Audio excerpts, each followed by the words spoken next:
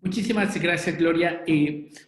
Solamente inicio con el dolor compartido que tenemos desde la iniciativa Tejiendo Redes Infancia por la pérdida de nuestro colega y amigo Carlos Mamani el día de ayer. En el transcurso del seminario que teníamos ayer, recibimos la lamentable noticia de esta pérdida por lo que está sucediendo en toda la región, la pandemia y las dificultades de acceso a los servicios de salud.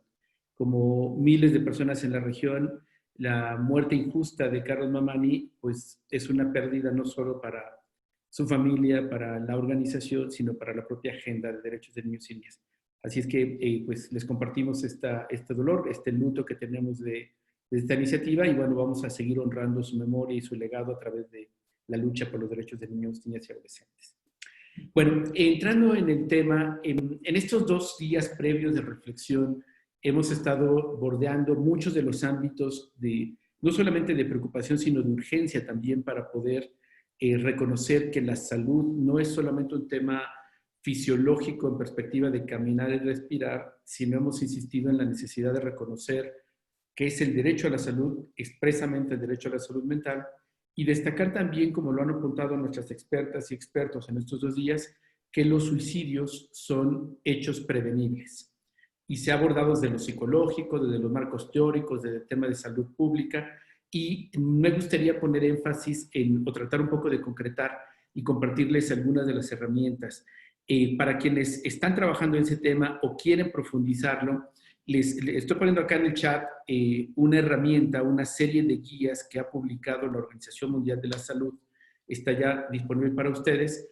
Voy a permitir compartir solo una pantalla para que ustedes puedan mirar parte de lo que es este material. Y esencialmente esta es una guía que nos puede ayudar para ubicarnos tanto en las tareas de incidencia como en los servicios o, por otra parte, en la Contraloría Ciudadana que podamos hacer.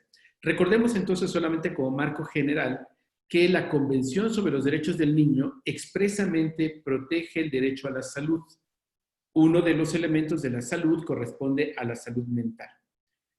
También la Convención establece y tiene una observación general específica definida como observación general de medidas generales de aplicación que tiene que ver con los mecanismos de coordinación. Estos mecanismos de coordinación de alto nivel significa que se hacen a través de políticas públicas. Solamente, perdón que repita algo tan básico, pero ustedes saben que la política pública tiene al menos 3 componentes para que se considere como tal. Es un marco legislativo, tiene que tener institucionalidad, es decir, además de las instituciones y funcionarios y funcionarias, tiene que tener un cuerpo, un sentido y un enfoque, eso es lo que le llamamos institucionalidad, y tiene que tener presupuesto. De tal suerte que cuando hablamos de políticas públicas, en este gráfico de un documento de guías de la Organización Mundial de la Salud en el tema de salud mental, o específicamente salud mental, lo que coloca es que las políticas tienen que estar articuladas o expresadas en planes y programas, que como ustedes ven, tienen que ver con esta articulación a la que hemos hecho referencia. Legislación, por otra parte, la planificación y elaboración de presupuestos, y todo lo que les he contado que está alrededor aquí en blanco, como la institucionalidad, ¿no? O lo institucionalizante. Lo que está en azul formaría parte del sentido de la política pública.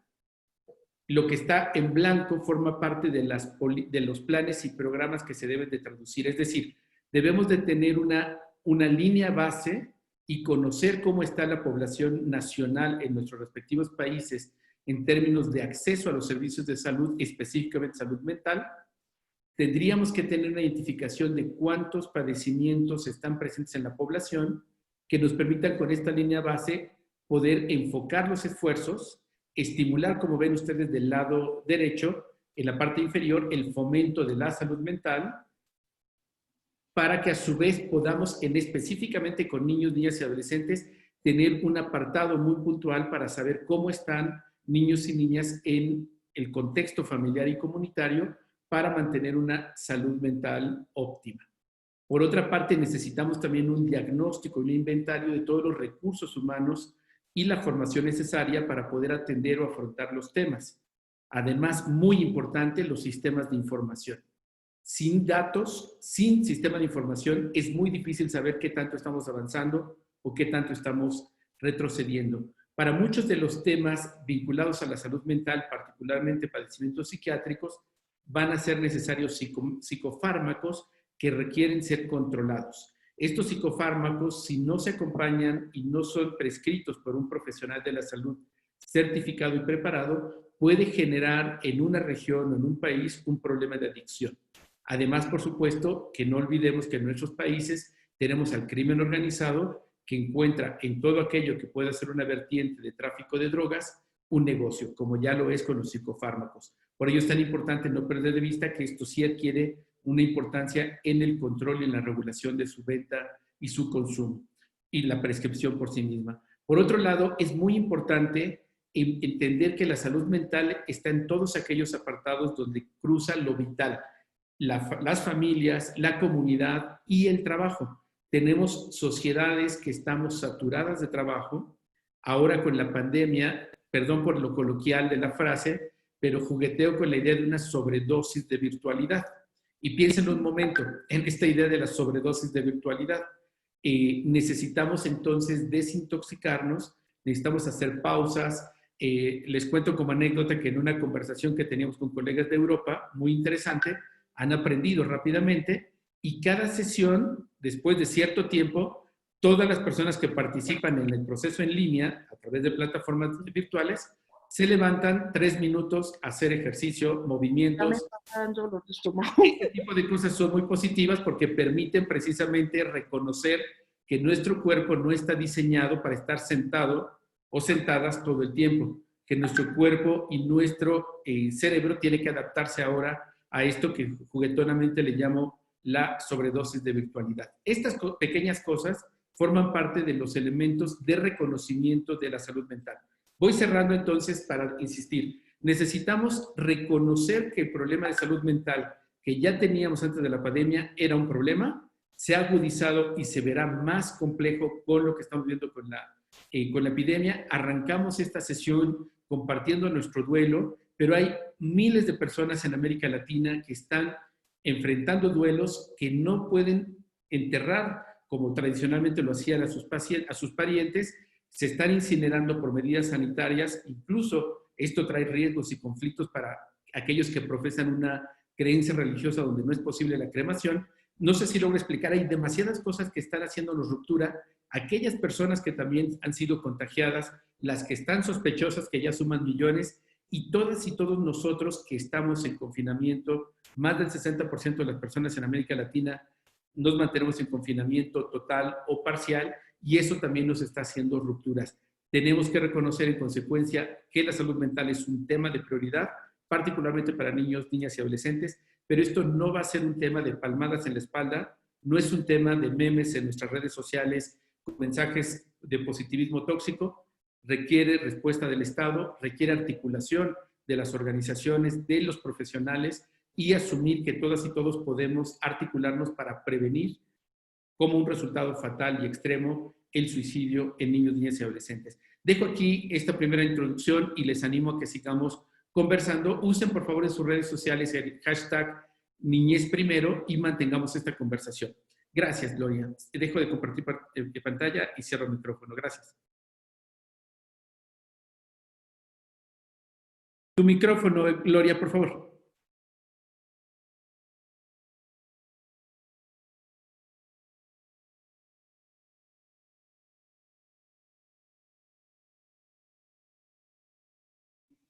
Sí, muchísimas gracias, Juan Martín. Bueno, quisiera simplemente reiterar 3 o 4 de los puntos que han mencionado. Uno, el carácter prevenible del suicidio, pero por otro lado, la necesidad entonces de tener esa línea base frente al acceso, frente a los recursos, o sea, toda la parte de diagnóstico, los sistemas de información y toda la necesidad también de las políticas, los planes, los programas, la planeación y los recursos. Doy la palabra entonces ahora a Abel, nuestro representante, Abel Mauricio Guerrero, nuestro representante del Ministerio de Salud de Colombia. Adelante, Abel. Muchas gracias, Gloria. ¿Me confirmas si están viendo la pantalla y me oyen, sí? Sí, perfecto. Perfecto. Bueno, creo que lo primero que tendría que decir es que desde Colombia extendemos el más afectuoso y fraternal abrazo a la familia de Carlos y a sus amigos. Y pues, bueno, honraremos mucho de su trabajo justo potenciando este tipo de espacios y estrategias que queremos potenciar en este tipo de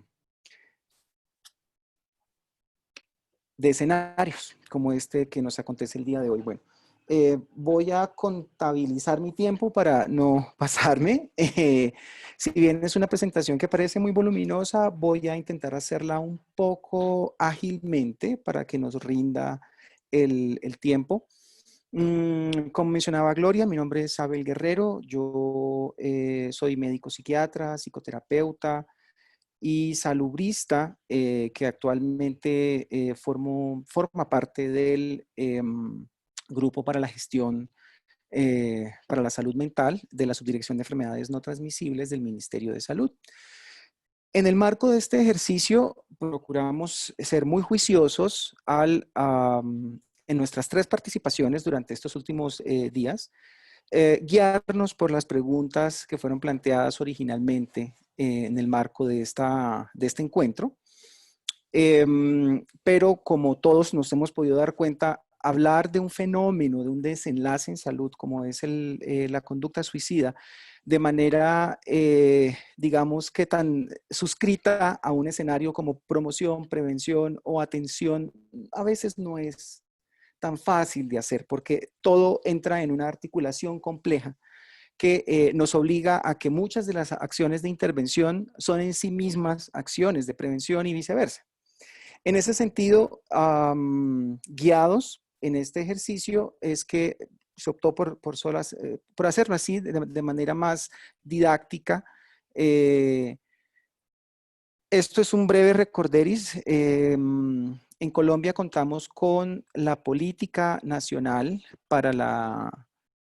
eh, para la salud mental, la política nacional de salud mental y la política integral de prevención y atención al consumo de sustancias psicoactivas, como ustedes ya saben. Y ambas políticas están articuladas desde 5 ejes: uno de promoción, uno de prevención, uno de atención o tratamiento integral, uno de rehabilitación e inclusión social y finalmente uno más que apela a lo institucional, que es el de gestión y articulación para la interacción sectorial e intersectorial. Con respecto a las herramientas que desde el Ministerio de Salud hemos venido abordando como una estrategia macro en la atención de la conducta suicida, como mencionaba Laura Múnera el día de ayer, en Colombia contamos con una guía de práctica clínica dirigida específicamente a nuestros profesionales de atención en salud, en donde se brindan elementos basados en evidencia para la detección, atención y manejo de la conducta suicida, tanto de la ideación como de la conducta suicida. Pero desde un contexto un poco más comunitario, un poco más macro, el Ministerio de Salud ha venido también implementando otras estrategias o herramientas que que dan luces para el manejo y abordaje de la conducta suicida en el territorio nacional. Una de esas es todas las asistencias técnicas que hemos venido desarrollando con respecto a herramientas como el MHGAP o el Problem Management Plus, que son herramientas de la Organización Mundial de la Salud, que buscan fortalecer las capacidades de los profesionales de atención en salud del primer nivel de atención, que busca potenciar sus habilidades tanto para la detección como para el manejo y seguimiento de la conducta suicida, bueno, entre otros fenómenos también de salud mental que interactúan con la conducta suicida. Una de las estrategias que también hemos venido, o una de las herramientas que hemos venido potenciando desde el nivel central ha sido la rehabilitación basada en comunidad. que es una macroestrategia que busca un empoderamiento de nuestros entornos comunitarios y sociedades para que seamos todos actores de nuestra propia gestión en salud mental. Esto incluye evidentemente acciones a propósito de la conducta suicida. Una de estas ha sido un ejercicio que pues, para nada es solamente colombiano. Creo que en Latinoamérica, como ya veremos, en muchos contextos venimos realizando este tipo de entrenamientos que son las habilidades para la vida, que como ustedes recuerdan, dirige o procura el desarrollo de 3 contextos básicos, que son las habilidades emocionales. Dentro de estas, la empatía, el manejo de emociones, es decir, el reconocimiento y manejo asertivo de las emociones, incluyendo el estrés y la tensión emocional. También habilidades cognitivas como el autorreconocimiento, la adecuada toma de decisiones, el pensamiento creativo y crítico, y lo social, el aspecto social, como como insumos básicos para un adecuado ejercicio de la salud mental cotidiana. Como mencionaba mi compañera del grupo de salud mental el día de ayer, algunas de las herramientas que también hemos venido facilitando dentro de nuestra agencia en el entorno salud han sido la potenciación de algunos elementos que tal vez se pueden aterrizar más fácilmente a lo territorial, a lo contextual, ¿sí? Políticas como lo que mencionábamos, o perdón, herramientas más que políticas, herramientas como las que mencionábamos, como habilidades para la vida, facilitan ejercicios como de acompañamiento y mayor cercanía a personas que vienen presentando ideas de suicidio o que han tenido actos de autolesión-suicidio. Ayer Laura mencionaba mucho esto del plan de seguridad. Es una estrategia lo que viene recibiendo bastante atención y que me pareció interesante traer la colación aquí en el marco de que se articula con otra de las herramientas que hemos venido nosotros gestionando desde el sistema central, desde el contexto del Ministerio de Salud, y es la telesalud. La telesalud es una herramienta que cada vez viene tomando mayor impacto, viene tomando mayor relevancia y digamos que en el momentum que nos representó esta pandemia, de alguna manera nos obligó a acelerar este ejercicio de potenciación. Recuerden que nuestros jóvenes, que son mucho el objetivo de las intervenciones en prevención y atención a la conducta de autolesión y suicidio, son muy cercanos a esto, ¿no? Recuerden que tenemos aplicaciones, tenemos y muchos insumos. En este momento hablamos de M-Salud, hablando de salud móvil, o U-Salud, la salud ubicua. En este momento recuerden que contamos con diversos instrumentos que nos permiten hacer un seguimiento a propósito del ejercicio y aplicación de la herramienta telesalud y especialmente telesalud mental en todo este nicho. Entonces la idea es como, solo por mencionarlo, que muchas de las estrategias como estas que vemos aquí en esta diapositiva en este momento, pueden ser aterrizadas mediante herramientas como esta, como la telesalud mental. Otra de las estrategias que hemos venido fortaleciendo e implementando incansablemente desde el nivel central ha sido esto, los primeros auxilios psicológicos. Una apuesta es que el entorno comunitario se entrene, sepa qué es una escucha activa, qué es una escucha empática, saber que el solo hecho de oír a una persona, el profesor que lo hace, mi jefe cuando yo soy un obrero en construcción, mi compañero de salón que haya recibido algún tipo de entrenamiento, capacitación mínima en esta potentísima herramienta, va a estar en capacidad de ayudar a cualquier persona, y especialmente en lo que tiene que ver con la ideación suicida. Recuerden que una escucha empática puede ser tal vez lo primero que le dice a nuestro interlocutor, oiga, ¿sabe? Estoy feliz de que usted se sienta cómodo contándome esto, tranquilo, no está loco al tener esta idea y venga y busquemos ayuda. Porque tal vez yo no puedo hacer mucho por ti, pero tal vez podamos juntos hacer algo por ti. Y en ese sentido es algo que desde el ministerio hemos venido potenciando incansablemente en múltiples contextos y nichos. Otra de las estrategias o herramientas que hemos venido implementando desde la institucionalidad ha sido las estrategias de comunicación sin daño. Esta es muy específica para la educación. Ha sido un ejercicio muy local, hemos hecho múltiples asistencias técnicas en lo territorial, en los distintos departamentos, con base en nuestra discriminación geopolítica en el contexto nacional, en donde damos un énfasis a que no es lo mismo colgar un video en una plataforma como YouTube, ¿sí? En donde describen que una serie de artistas o personas famosas cometen algún acto de suicidio, es decir, cómo, dónde, ¿sí? Cosas que ya están demostradas, que pueden enviar mensajes no muy sanos y de hecho que pueden incurrir en algún tipo de comunicación con daño. Entonces, desde el nivel central, esta ha sido una herramienta que también hemos venido trabajando continuamente, aún en el marco del COVID. Otras de las estrategias que hemos venido implementando ha sido las asistencias técnicas en instituciones específicas y en distintos nichos y contextos sobre detección temprana y enrutamiento a servicios de salud. Tal vez lo primero que tenemos que enseñarle a nuestras comunidades es que existen rutas, existen mecanismos de apoyo y podemos hacerlo, al igual que la educación en salud mental. Ya este último punto de educación en salud voy a dedicarle unos instantes en lo que consideramos es el mensaje clave sobre eso, sin querer reducirlo solo a ese nicho.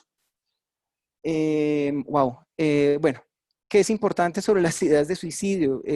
O sea, que la gente pierda el temor. Preguntar sobre suicidio es un mensaje que tenemos que enviar en nuestras comunidades, que tenemos que aprender desde nuestros propios contextos y circunstancias, que el preguntar sobre suicidio no lo fomenta, todo lo contrario, facilita espacios de discusión y son contextos que salvan vidas.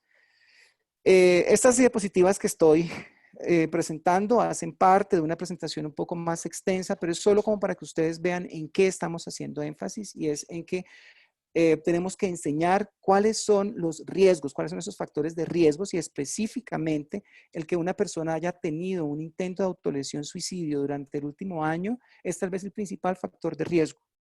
Desde esta perspectiva individualista que nos plantea un poco la salud pública desde un ejercicio psiquiátrico, por decirlo de alguna manera. Pero sí estamos convencidos que el estar pendientes de nuestra población, reconociendo cuáles son esos factores de riesgo, es algo que puede salvar vidas. ¿Qué queremos enseñarle a nuestros entornos comunitarios? Que si ellos identifican, si nosotros como ciudadano promedio aprendemos a identificar que una persona requiere ayuda, podemos activar sin ningún problema las rutas que existen en nuestro contexto. Esto es solamente un esquema muy genérico que venimos implementando en algunas instituciones, pero es recordando que hay intervenciones que podemos hacer desde nuestro contexto institucional, desde nuestro contexto comunitario, y otras que definitivamente ameritan o implican una vinculación del contexto del sector salud. Bueno, esto creo que era, bueno, y con respecto a comunicación, esto era lo que realmente consideramos es lo que tenemos que seguir promocionando. Hay mitos sobre la conducta suicida que no podemos seguir permitiendo se sigan desplegando.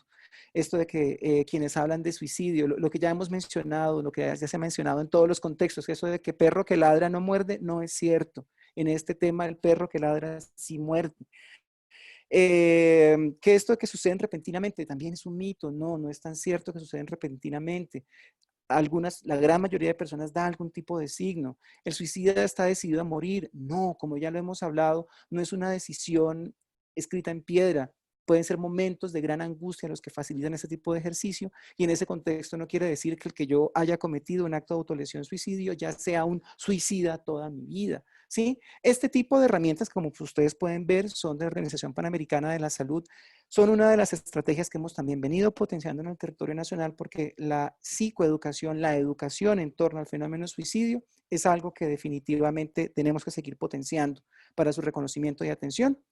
Finalmente, esto es solo un recorderis. En el contexto nacional colombiano, en este momento contamos con una línea nacional, que es la línea 192, para el apoyo a personas que tengan cualquier tipo de tensión o estrés emocional, incluyendo personas con ideación suicida, además de las 24 líneas que antes de la pandemia existían en Colombia, que en el contexto de la pandemia hemos logrado potenciar la creación de al menos 5 líneas territoriales más, lo cual también es un recurso que ha demostrado un impacto. Cuando digo demostrado es con base en la evidencia. Entonces, estas son como algunas experiencias que desde lo institucional queríamos como presentarles, que hemos venido potenciando como herramientas para el abordaje de la conducta de la ideación suicida. Muchas gracias. Creo que me robé unos minutos, Gloria, pero bueno, Sí, eso era pero todo lo creo que que es muy quería. importante. Yo creo que hay palabras claves de toda tu intervención frente a lo de rehabilitación basada en comunidad, la telesalud, principio o primeros auxilios psicológicos y toda la parte de las habilidades para la vida. Sí me gustaría que por favor nos compartieras en el chat las fuentes a partir de las cuales se pueden ubicar estas herramientas que son supremamente importantes. Bueno, muy bien. Entonces, quiero dar la palabra en este momento a Lina María González, médico psiquiatra de la Fundación Saldarriaga Concha, que nos presentará entonces su perspectiva frente a algunos de los puntos planteados. Adelante, Lina María.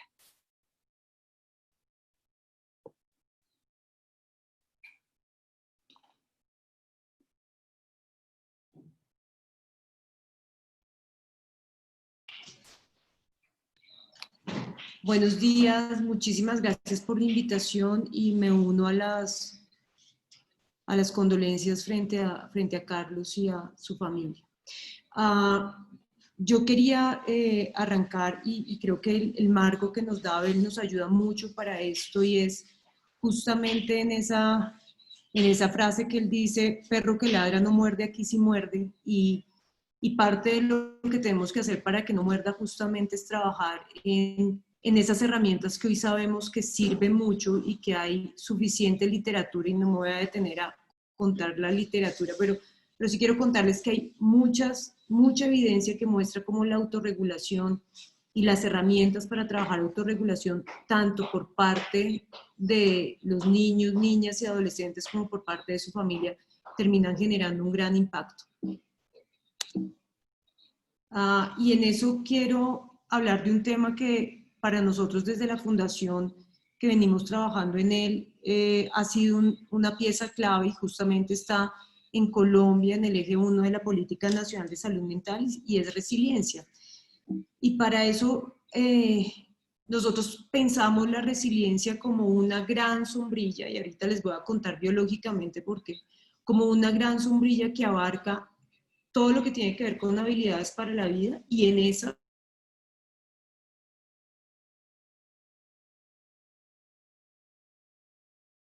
es decir, si nosotros logramos trabajar en habilidades sociales, cognitivas, en las emociones, en la espiritualidad, y ahorita voy a hablarles unos minutos al respecto, y en el afrontamiento y autoeficacia, pues sin duda alguna vamos a tener unos buenos resultados. Y rápidamente recordar que la resiliencia tiene muchas definiciones y que su definición hoy, como lo hacen algunos autores, es no solamente esa posibilidad humana de enfrentar y sobreponernos, sino también de salir transformados frente a experiencias adversas. Y esta gráfica, que la he mostrado en una serie de presentaciones, pero que me encanta, muestra, este es un estudio que hacen el año pasado, que se publica el año pasado, en donde muestran cómo hay diferencias entre un cerebro que es resiliente versus un cerebro que no es resiliente. Y ya les voy a contar cuál es la conexión de la resiliencia y el suicidio para ser mucho más clara. Cuando yo tengo una capacidad de ajustarme frente a situaciones difíciles, mi cerebro es el que realmente se ajusta. Si ustedes ven en este, espero que vean mi cursor, cuando vemos la neurogénesis en un cerebro no resiliente, en un cerebro que tiene dificultades para afrontar situaciones, la neurogénesis está limitada, ¿sí? Lo mismo que la producción de ciertos neurotransmisores del cerebro. ¿Y qué pasa cuando esa producción de neurotransmisores está alterada?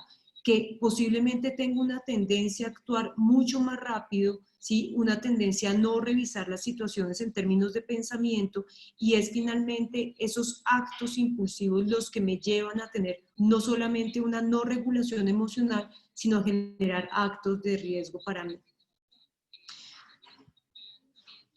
Hablando justamente de esto, la resiliencia, hoy sabemos que no es un tema con el cual yo solamente nazca, es decir, sí tengo unas posibilidades biológicas y genéticas para ser más o menos resilientes, sino que también va de la mano a todos los aprendizajes que yo tenga a través de la vida, ¿sí? Y esos aprendizajes, ahí mi entorno, mis profesores, mis papás, mis amigos, los adultos con los que yo me relaciono, mis compañeros, van a terminar ejerciendo un papel fundamental. Y esas diferencias individuales con las que yo pude haber nacido, ¿sí? Por los distintos estresores con los que yo tengo, se van a modificar con el tiempo. Y ese es otro elemento clave, y es, yo voy a tener unos elementos que me van a no flexibilizar mi capacidad resiliente, es decir, mi capacidad de solucionar un problema o de solucionar una dificultad. Y esto es entonces una cuestión de balance, un balance con respecto a qué tanta pérdida de control tengo, qué tanta sobrecarga tengo, versus la capacidad de gratificarme, de tener tiempo libre, de aceptar los límites, de poder ser reflexivo y de poder además vincularme de una manera positiva en mis relaciones.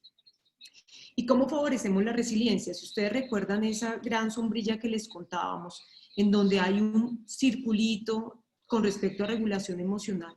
Para trabajar en regulación emocional, uno necesita poder entrenar esas habilidades. No es que yo nazca con o sin regulación emocional, yo aprendo regulación emocional a través de mis figuras parentales y a través de la observación.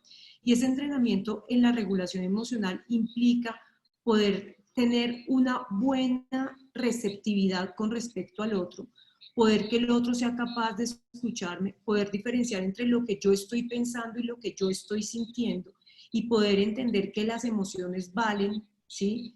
Que mis papás me las pueden validar, no me las invalidan, y que de la mano a eso las puedo pensar y aceptar esa sensación emocional que estoy teniendo. Entonces, 4 pasos muy rápidos para trabajar en regulación emocional. El primero es, en ese entrenamiento necesitamos ponerle nombre a las emociones. Tenemos que aprender esas 4 emociones básicas, pedirles a los niños, por ejemplo, que las puedan dibujar y que las puedan identificar cuando las presenten. Lo segundo es explorar qué nos hace daño o qué nos produce esas emociones negativas, cuando yo siento rabia, cuando yo siento tristeza, qué es lo que me produce, y poder hablar con respecto a esto. Esto ayuda muchísimo a los niños. En los adolescentes y los preadolescentes, el juego, ¿sí? Hay una serie de videos hoy en YouTube que nos pueden mostrar cómo el cerebro crea emociones negativas, cómo se las puedo yo enseñar al adolescente y cómo le puedo enseñar al adolescente cómo antes de actuar puedo hablar.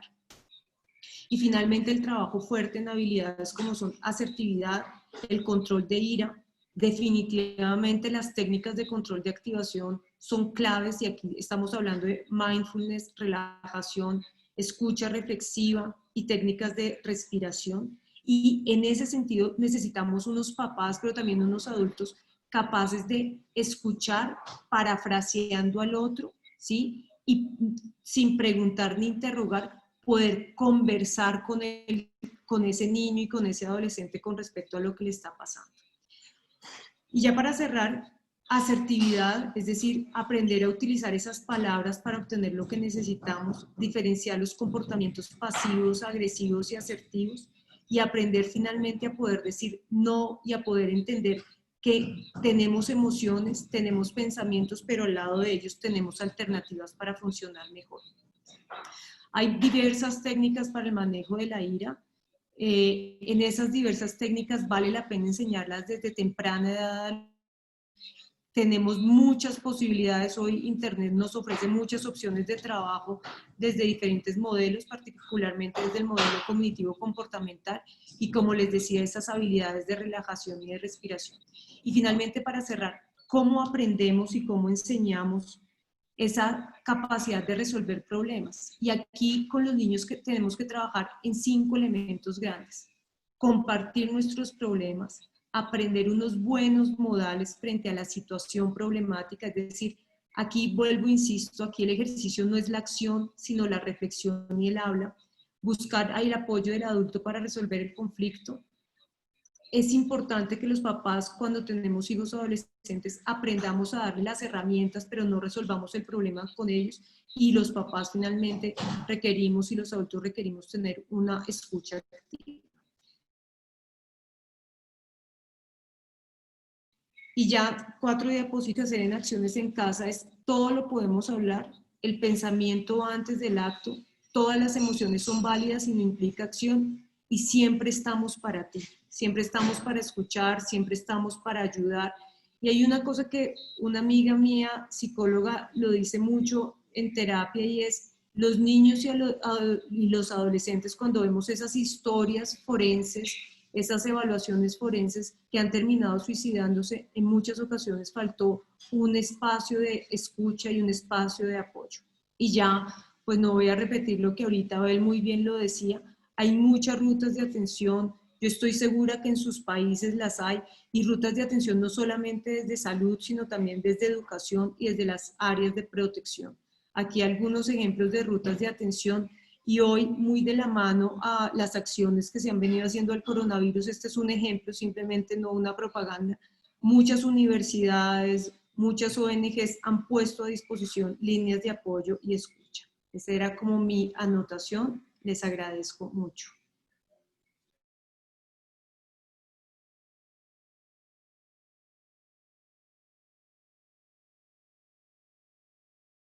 Muchísimas gracias, Lina. Creo que ha sido un aporte muy interesante, además de carácter muy práctico, que estoy segura va a ser acogido por muchísimas personas. Tú nos puedes facilitar entonces también la bibliografía correspondiente, porque me parece que es algo realmente muy importante, todo el tema de la autorregulación, lo de conocimiento de emociones, lo de poderlo hablar, lo de poder desarrollar estas habilidades de asertividad, y el aspecto en el que enfatizas especialmente, que es esa capacidad de escucha activa, que eso implica muchas cosas. Muchísimas gracias. Bueno, quiero dar la palabra entonces ahora a Martelena Ardila de la Fundación Ginestra para que nos comparta también los aspectos en los que quiere o considera fundamentales dentro de toda esta intervención. Adelante, Martelena.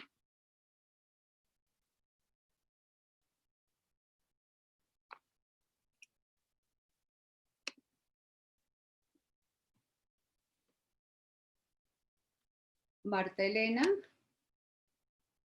¿Quieres abrir tu micrófono, por favor?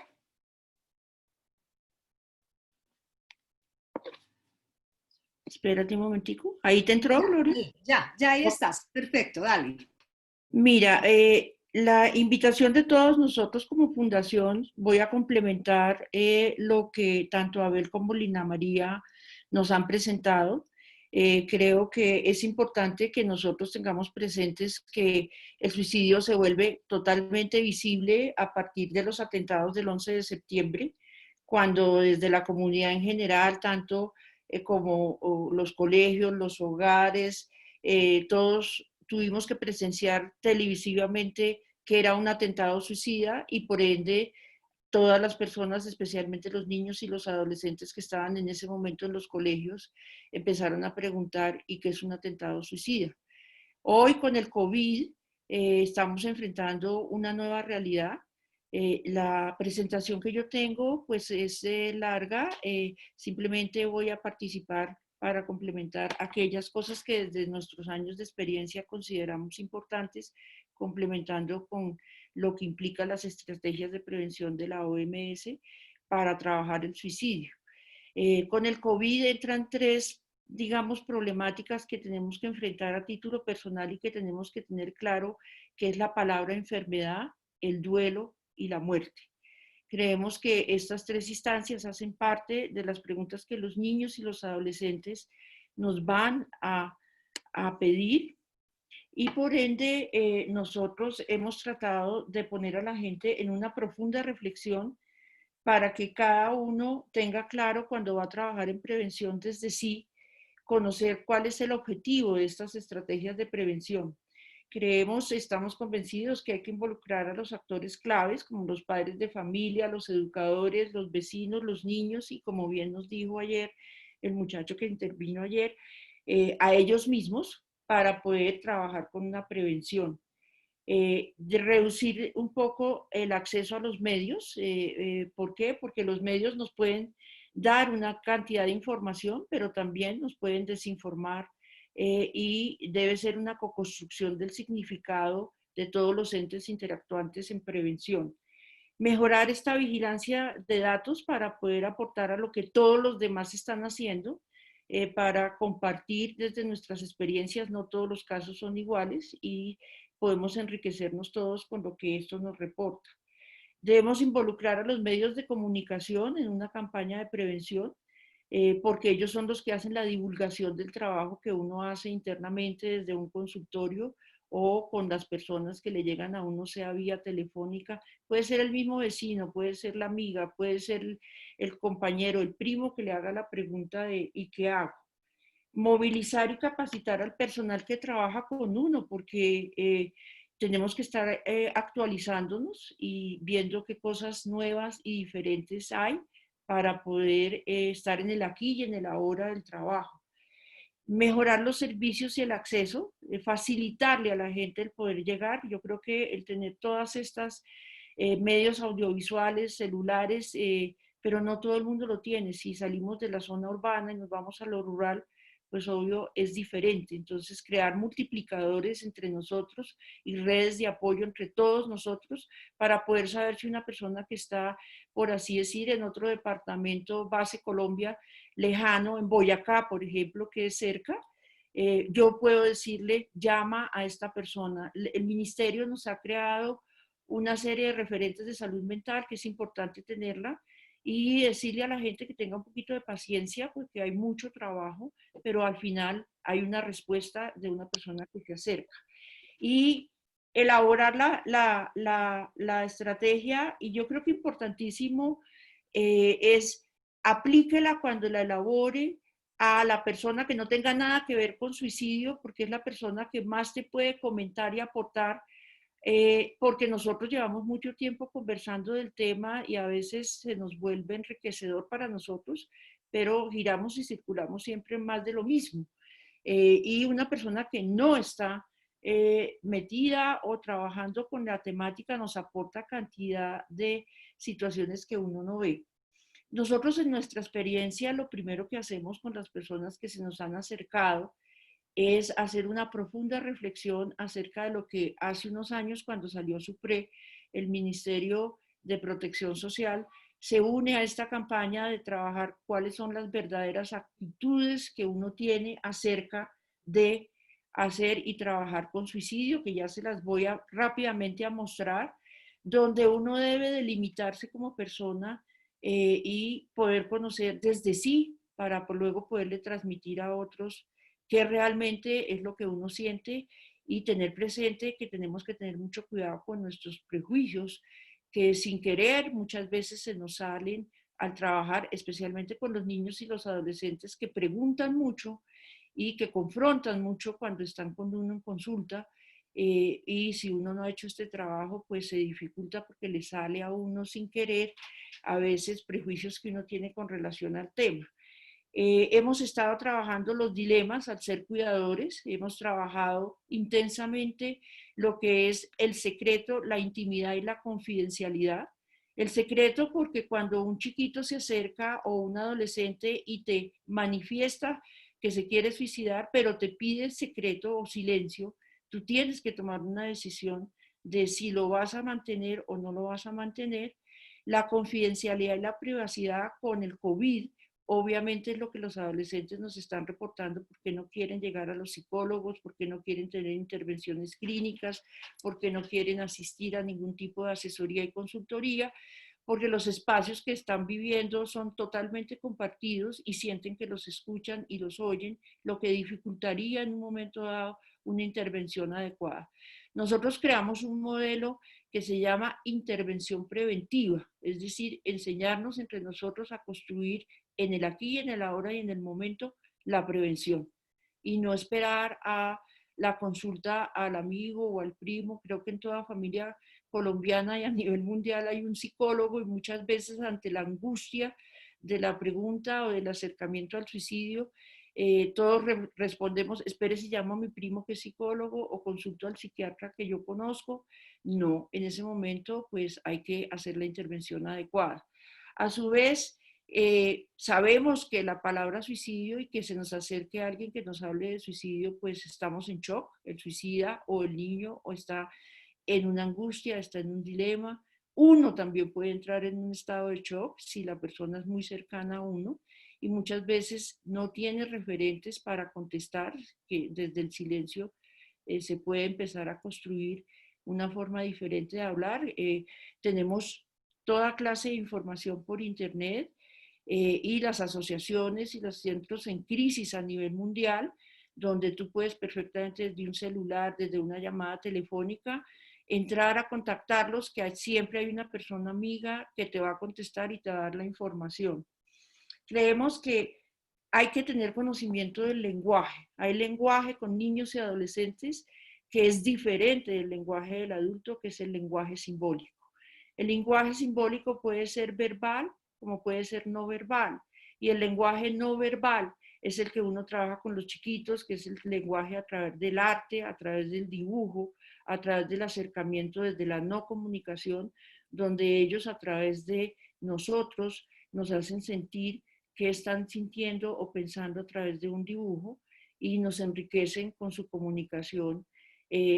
También hay una cantidad en psicología y en todos, en fisioterapia, en todas las artes, y todos los que trabajamos en salud mental, debemos tener presente todos los medios que nos facilitan. Romper paradigmas de trabajo. Yo creo que trabajar tan estrictamente pegado a lo que nos educaron en las universidades a veces dificulta el acercamiento de la prevención, y sobre todo de poder estar cerca de ese niño, de ese adolescente que se nos acerca con una gran angustia y preocupación de manifestar sus inquietudes de lo que está viviendo. Estas actitudes no son mías, son de la Organización Mundial de la Salud, y es a lo que nos invitan a mirar si yo estoy en negación, si yo como persona siento y excluyo a las personas suicidas, si discrimino, si estigmatizo, si considero que debo guardar silencio, si tengo una postura jurídico condenatoria, si la parte religiosa mía me prohíbe o no me permite acercarme al suicida o rechazarlo desde mí, cuáles son mis estructuras morales represivas, si hay aceptación o si hay negación, cuál es el factor económico que cuenta en mí, es un orden de prioridad, cuál es el aislamiento que realmente uno vive y ve, o yo considero que debo aislar a ese paciente o a esa persona suicida, con mayor razón a un niño, porque puede haber contaminación con los otros compañeros de clase, por poner un ejemplo, o con sus primos, entonces no puede volver a ser invitado a las reuniones familiares, porque es un niño que desde su discurso va a enseñarle a otros a cómo manejar. Creemos que las emociones hacia el suicidio también las debemos trabajar, porque hacen parte de un contexto importante de cómo uno puede abordar unas herramientas desde sí. Hemos establecido que la alegría, el miedo, la sorpresa, la aversión, la tristeza y la ira son las emociones que más se nos han presentado cuando se trabaja desde el suicidio. Encontramos en estos años de trabajo estas explicaciones que ustedes están viendo en ley. No las voy a leer porque nos demoramos mucho y no alcanzamos, pero son desde nuestra experiencia de ya 20 años de trabajo las reales razones por las que encontramos por qué se nos suicidan o amenazan o conversan desde el suicidio los adolescentes y los niños.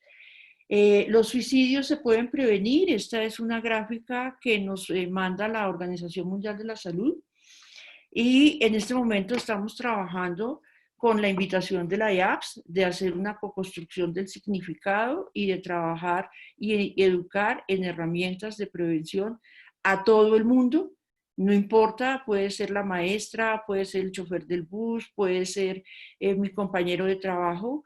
Son a veces las primeras personas que están cerca de la persona, o la que oye o ve el tema del suicidio desde sí.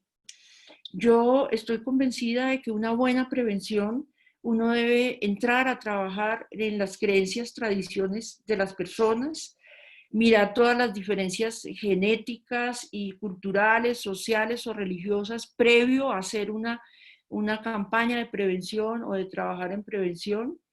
Tener cuenta cuáles son las condiciones ambientales, tanto en lo urbano y en lo rural, modifican contextos de intervención. Hay espacios muy cerrados, hay colegios que nos prestan los servicios, pero en el momento en que uno llega a dictar la conferencia, está cerca a la rectoría, las preguntas se escuchan, etcétera.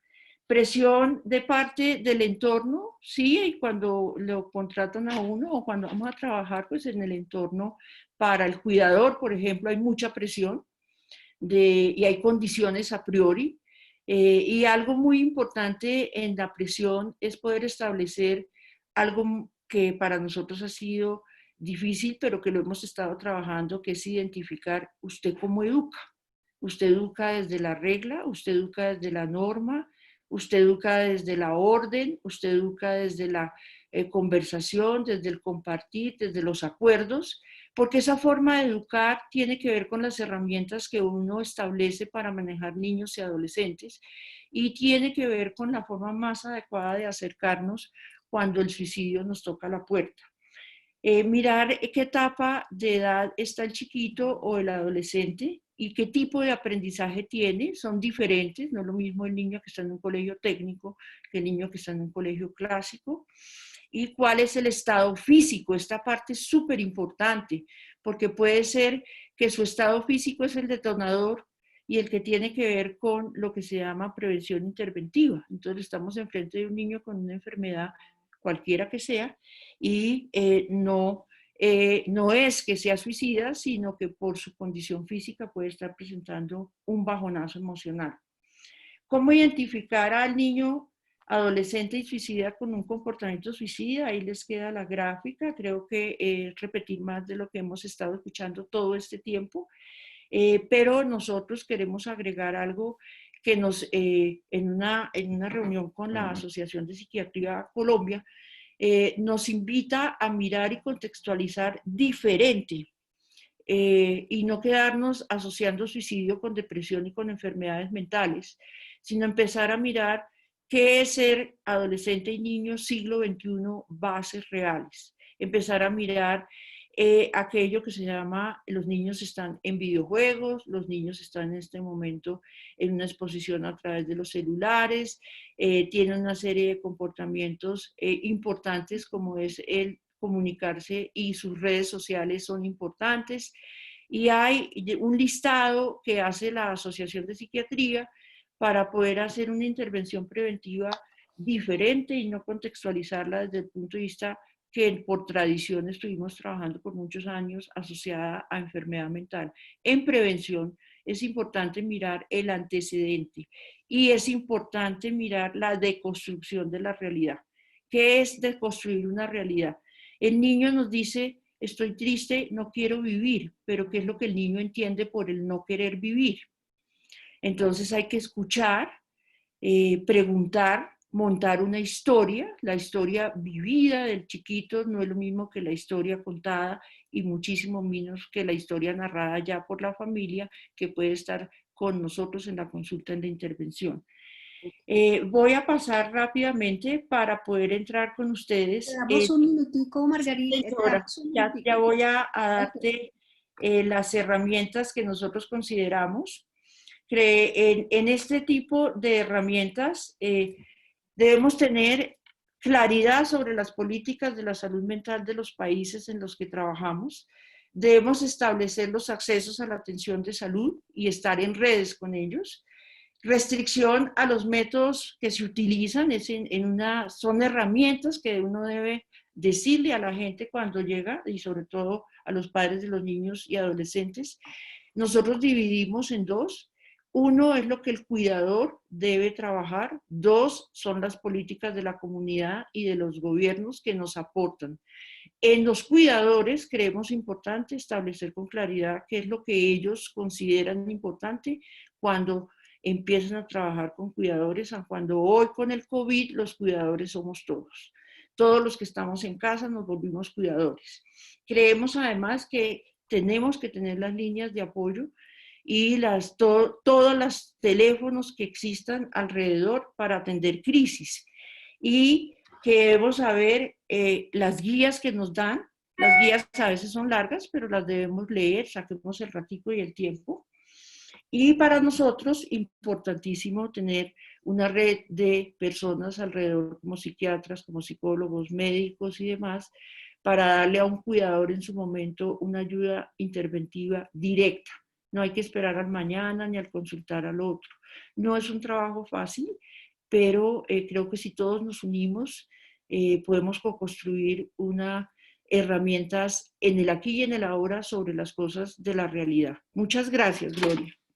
Muchísimas gracias por tu intervención. Solo relevo 2 o 3 aspectos de todos los elementos importantes que nos has aportado, y es el tema del conocimiento del lenguaje, sobre todo el del manejo de los niños con lo simbólico a través de mecanismos como el arte, y la necesidad también de tener una educación mucho más amplia y masiva con herramientas de prevención.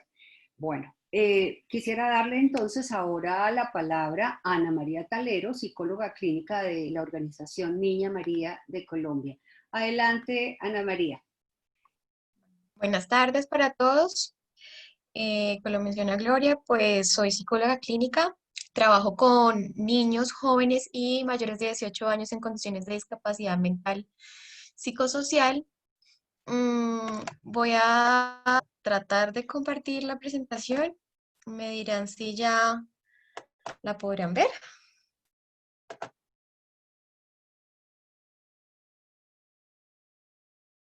No sé si ya está saliendo. Sí.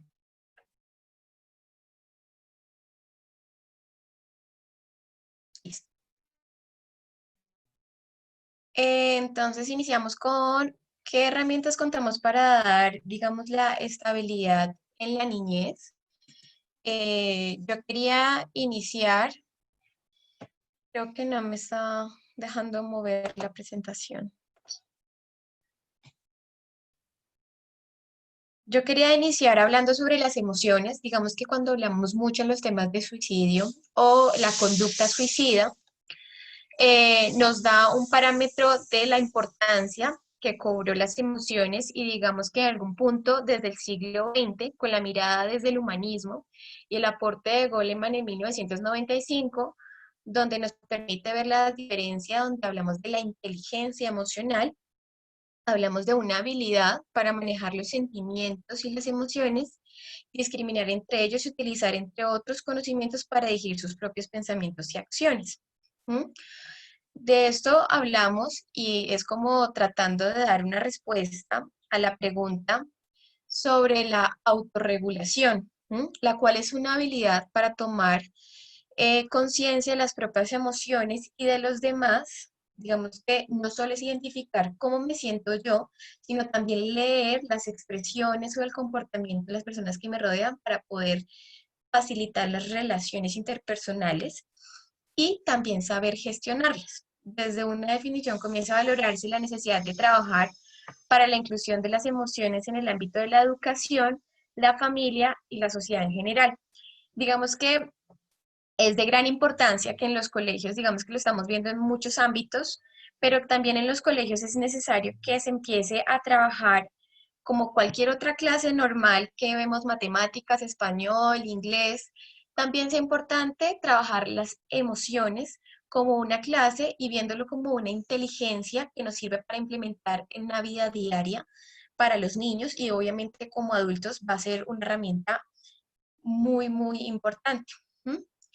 Digamos que también acogiéndome un poco de lo que han hablado de la manera de relacionarse de manera virtual y el hecho de estar en aislamiento social, va a requerir que nuestros niños y jóvenes se empiecen a, digamos, a relacionar de mucha más manera virtualmente, por medio de sus celulares o computadores. De hecho, sus clases son virtuales, y esta distancia puede afectar nuestras relaciones y puede afectar nuestro estado de ánimo. Por lo tanto, es muy importante empezar a tener herramientas que nos permitan identificar muchos aspectos de los niños, ¿sí? En este aspecto es identificar 5 áreas esenciales en el desarrollo social y emocional, lo cual es la autoconciencia, la autogestión, que es gestionar mis emociones y mis comportamientos, la conciencia social, que es tener empatía por el otro, lo importante que es desarrollar la empatía en los niños, la capacidad de relación y la responsabilidad en la toma de las decisiones, ¿sí? Todos somos responsables de todos nuestros actos y eso hay que enseñarlo desde muy pequeños para tener conciencia de, digamos, el alcance de lo que yo puedo llegar a hacer. Por eso estamos hablando de una conciencia emocional, un control emocional, la autoestima y la emoción, habilidades socioemocionales, ¿sí? Que son como todas las actividades dirigidas a desarrollar capacidades y empatía en la percepción social, habilidades de la vida y bienestar, ¿sí? Un modelo que, pues digamos, podría funcionar mucho es el autorregulatorio y las experiencias emocionales de Hayek en 1999. Es una digamos que nos habla como de 3 ejes, que es una anticipación regulatoria, que es enseñarle a la persona, basándonos en una experiencia previa, es decir, decirle al niño, ¿recuerdas cuando se te perdió tu pelota? ¿Cómo te sentiste? Entonces el niño va a poder relacionar esa emoción y describirla y puede empezar a asociar nuevas emociones o nuevos ámbitos a esa emoción, el poder reconocerla, ¿sí? Porque algo muy importante es que tenemos que trabajar las emociones en experiencia, no solo con el pensamiento, sino que la experiencia nos va a permitir conectarnos mucho más fácil a las cosas y de hecho muchos estudios nos hablan que las emociones nos permiten aprender más rápido o generar recuerdos mucho más rápidos. Eso quiere decir que el manejarlo es fundamental. La referencia regulatoria también es una misma situación que se pueda adaptar de una manera positiva o negativa. Por eso hay que recobrar las situaciones que se presenten en casa, o sea, los padres o en las escuelas, para poderle darle significados o resignificar situaciones, ¿sí? Y el enfoque regulatorio nos permite darle el enfoque que nosotros deseemos, que es una autorregulación versus la responsabilidad y digamos cómo puedo prevenir situaciones que me causen algún tipo de malestar. Digamos que cuando hablamos de qué herramientas deben manejar los cuidadores o los educadores en casa, digamos que nosotros, o yo lo hablo muy desde la institución Niña María, pues trabajamos con personas que hacen esos roles de papá y mamá a muchos chicos y la idea es, digamos, de alguna manera educarlos también. Entonces, en este caso hablamos que debemos manejar, los adultos son unos roles muy significativos para los niños, ¿sí?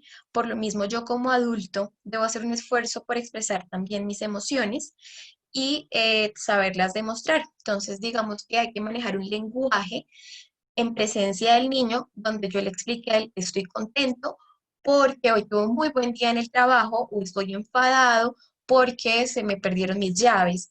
Digamos que es importante gestionar este tipo de acciones, ¿sí? El cuidador debe procurar ponerle nombre a todas las emociones, ¿sí? Si ven al niño que van a explotar por una rabieta, o ven al niño con una tristeza, también es importante decirle, por ejemplo, veo que estás enfadado porque y darle una pregunta para esa solución. Podríamos hacer esto, podríamos hacer lo otro, podríamos parar y respirar. Digamos que lo más importante es trabajar con la, digamos, con la emoción en vivo. Es muy importante llegar como a ese punto de conciencia, ¿sí? Otra manera, digamos, que es el reconocimiento y la expresión de las emociones son fundamentales. Entonces, con nuestros niños, el diálogo como tal no es la única, digamos, manera de, digamos, de expresión, sino que con ellos es muy, muy fundamental manejar el juego, manejar herramientas externas que les facilite el camino. Entonces, una manera es jugar con ellos. No se nos puede olvidar que el juego es fundamental en la primera infancia, ¿sí? Digamos que acá en Colombia es de los 0 a los 5, pero podríamos hablar de los 0 a los 6. Es importante el juego. Una manera es el espejo, ponernos frente a un espejo y expresar las emociones, reconocer cuando me pongo molesto, cuando me estoy triste, qué me pone triste y empezar a manejarlo desde la casa para disminuir, digamos, riesgos de pensamientos, ya digamos que vayamos a avanzar a un nivel ya de conducta o pensamiento suicida. Trabajar también con dibujo de caras. Es importante también, podríamos usar la herramienta de al final del día hacer un repaso del día, cuáles fueron los altos, cuáles fueron los bajos, qué me gustó, qué no me gustó. La música también es una manera de conectarme a nivel, digamos, emocional y siempre puede cambiar, digamos, los estados del ánimo. Es importante también trabajarla. Y con los adolescentes, el espejo se puede jugar también, pero el diario de las emociones es muy bueno para poder, digamos, hacer un auto de cómo me he estado sintiendo diariamente. Pues ya como a nivel de pues en psicología, pues hay algunas herramientas de evaluación donde podemos manejar, digamos, un listado de conductas, como lo es la CBCL de Archibald y Edelberg en 1983, el cual incluye diferentes factores y un listado para padres y para, digamos, educadores también, que me parece importante tener esos dos contextos claros. Como institución, y pues a nivel de psicología, es importante que cuando empecemos a identificar algún pensamiento, que se vaya ya de ideación o que finalice como, digamos, un intento o una conducta, es importante siempre tener de la mano un apoyo profesional. Si bien, como le decía Marta Elena, no podemos esperar hasta el último momento, sino que es importante que haya una red de apoyo que me facilite a mí poder expresar mis emociones. También es importante contar con un apoyo donde yo pueda llevar a una evaluación, donde, digamos, podamos medir los riesgos, medir el motivo. Digamos que si nos vamos a la raíz, podremos hacer un proceso terapéutico, ¿sí? Para disminuir, como, digamos, toda esta temática. Digamos, desde Niña María trabajamos mucho, o bueno, adaptamos la guía existe, donde debemos acercarnos a salud siempre que exista alguna conducta y ya un pensamiento que nos describa cómo lo voy a hacer, dónde lo voy a hacer. Si la persona ya te dice, mire, el puente, yo ya lo he visto, yo sé que a tal hora no hay nadie, yo voy a salir, digamos, cuando ya una persona tiene ya tan descrito ese proceso, es importante acercarnos, hacer un antecedente y poner atención, ¿sí? No son rabietas, no son juegos. Sí, claro, hay que discriminar, que he visto muchas cosas en el sentido de que cuál es un evento aislado y que es ya una conducta en conjunto. Sí, es importante mantenerlo claro, para no seguir como, digamos, repitiendo que ya hemos hablado de, digamos que, de las líneas de atención. También hay que mantener un diálogo abierto, no juzgar a la persona ni al familiar. Las personas suelen aislarse bastante en ese sentido o negar las situaciones porque hay una vergüenza social que digamos que siento que se ha disminuido, pero que de igualmente se sigue presentando. Creo que se nos cumplió el tiempo. Por último, quería hablar del acompañamiento del duelo, cual es fundamental, así sean intentos de suicidio. Hay un duelo adentro donde yo como papá pienso que estoy haciendo yo mal o al niño también, porque digamos que hay una emoción, hay que manejar ese tipo de duelo y todas sus etapas de negación, donde ya lo puedo aceptar, y resiliencia, como ya lo habían hablado en algún punto. Eso en términos generales desde mi conocimiento. Agradezco mucho el espacio. Muchísimas gracias. Muchísimas gracias. Creo que nos has aportado otra cantidad de elementos súper importantes.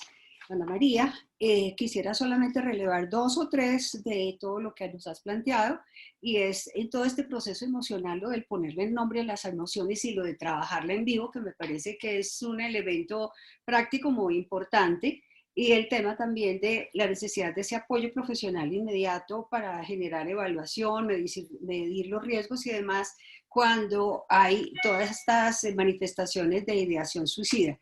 E igualmente el tema del duelo en los casos de intento de suicidio. Me parece que hay elementos súper interesantes y que habrá otros espacios también donde podamos entrar a profundizar muchísimo más.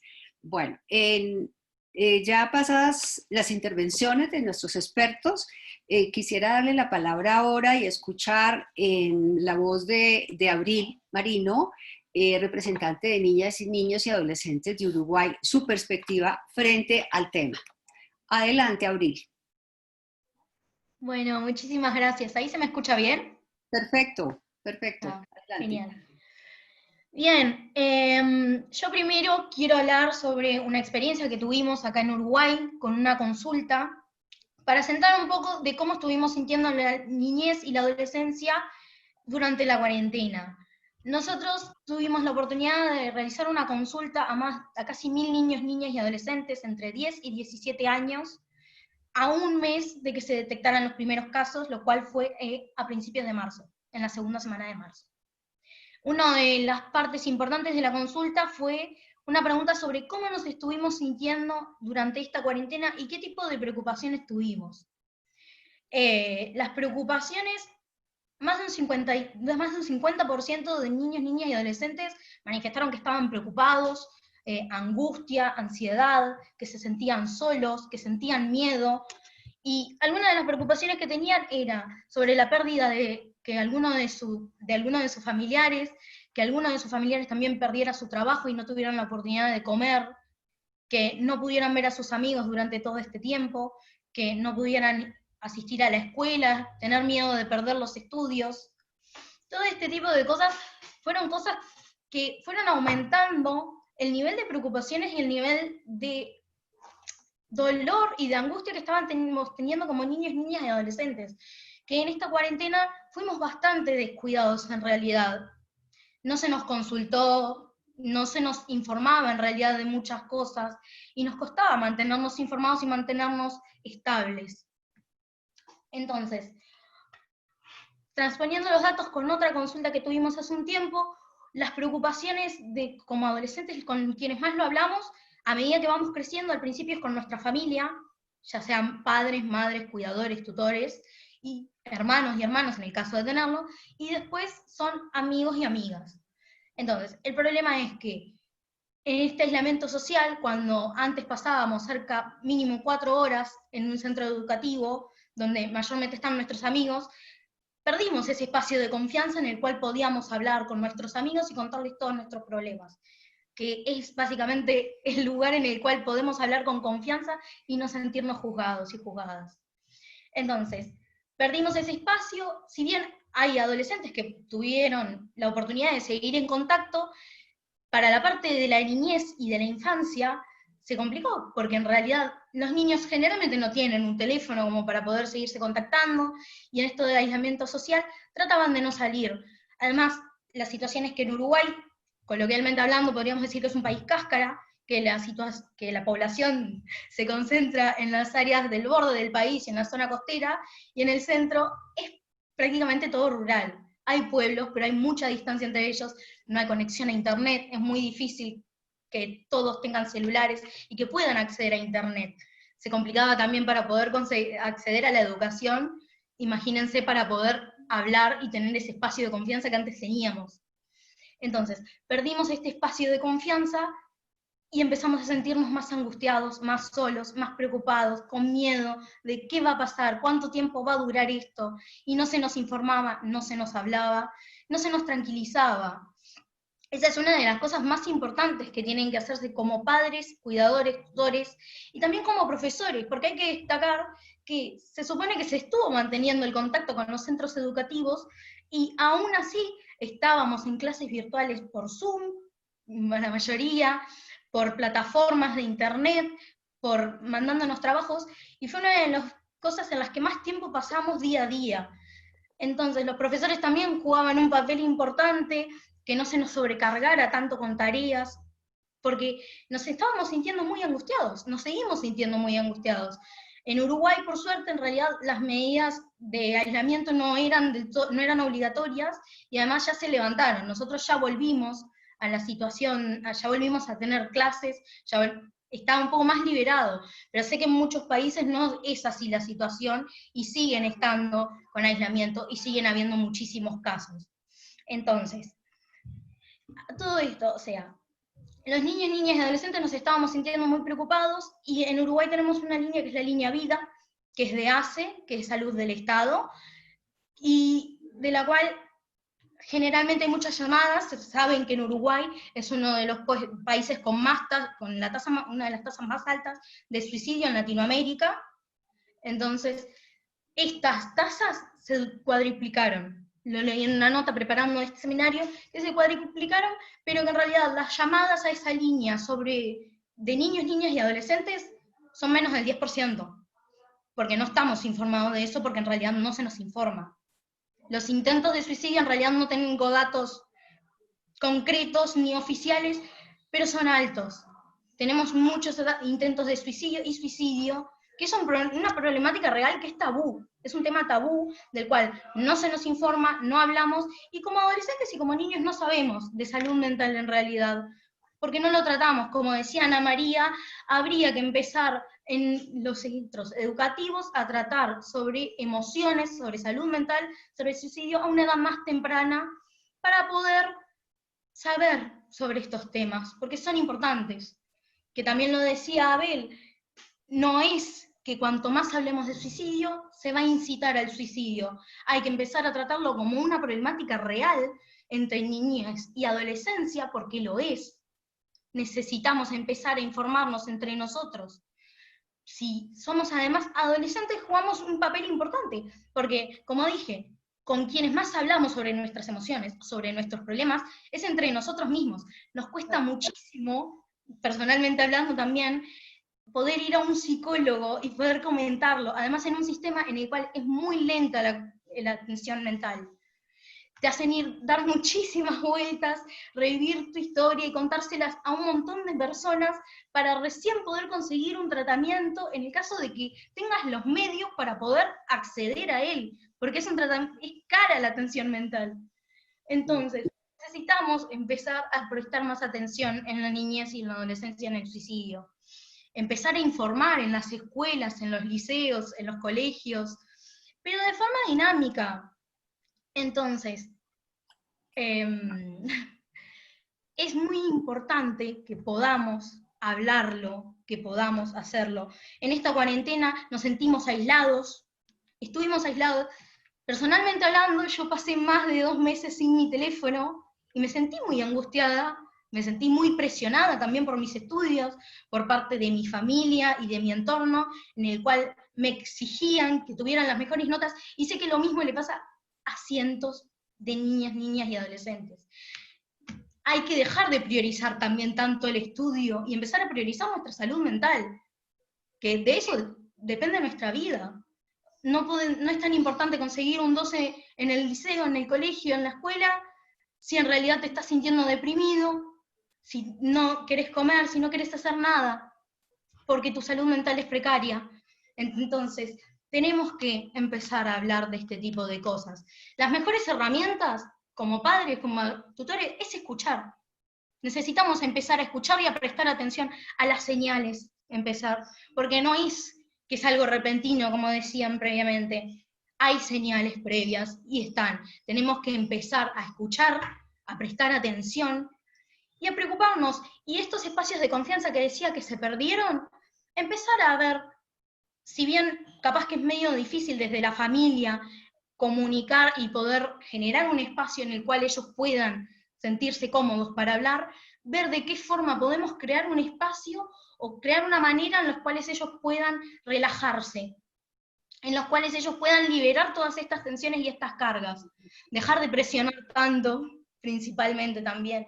Es muy importante dejar de presionar y empezar a tratarlo a más temprana edad, este tipo de temas. Es un tema que es tabú, pero es muy necesario de hablar, porque es una problemática a nivel mundial y en Latinoamérica también. Y en Uruguay es impresionante. Y no lo estamos hablando, no lo estamos tratando. Así que eso, resumiendo, escucharnos, prestar atención y crear espacios de confianza donde podamos hablarlo, donde podamos relajarnos y liberar el estrés. Muchísimas gracias. Muchísimas gracias, Aurel. Creo que nos has dado una serie de elementos muy importantes y máxime porque eres la representación de las voces de niños, niñas y adolescentes. Nos estás planteando lo de la priorización de la salud mental, la importancia de informar y de hablar, y además de escuchar y prestar atención a las señales y de generar esos ambientes o esos espacios de confianza, bajando también la presión. Muchísimas gracias. Bueno, pasamos entonces ahora a una sesión de preguntas y respuestas. Me voy a permitir plantear algunas para que a continuación nuestros expertos, quien quiera dar la contestación respectiva, lo haga. Entonces, tenemos de un lado, nos preguntan en qué consiste la telesalud. Por otro, frente a la autolesión, que se consideraba antes que era una forma de evitar suicidio, habría que aclarar realmente cuál es el carácter y qué debemos hacer frente a ella. También se pregunta, cuando no se tiene una línea base desde la instancia de salud, ¿qué debería hacerse? Y el elemento de qué implica ese factor de confidencialidad del que hablaba Marta Elena. Entonces, quisiera, por favor, frente a estas preguntas, si nuestros panelistas quisieran responder, por favor, levantan la mano. No sé si en el caso de Abel, que estuviste hablando del sistema de telesalud. Sí, creo que esa pregunta era un poco más dirigida a mí. Bueno, pero antes de empezar, quiero decir que en el chat venía intentando responder algunas de las preguntas, Sí. Todas muy interesantes, pero hay, no sé, creo que hay cientos de preguntas y algunas muy complejas como para intentar dar una respuesta muy concreta en este espacio. Me encantó la presentación que este ejercicio que acaba de hacer Abril.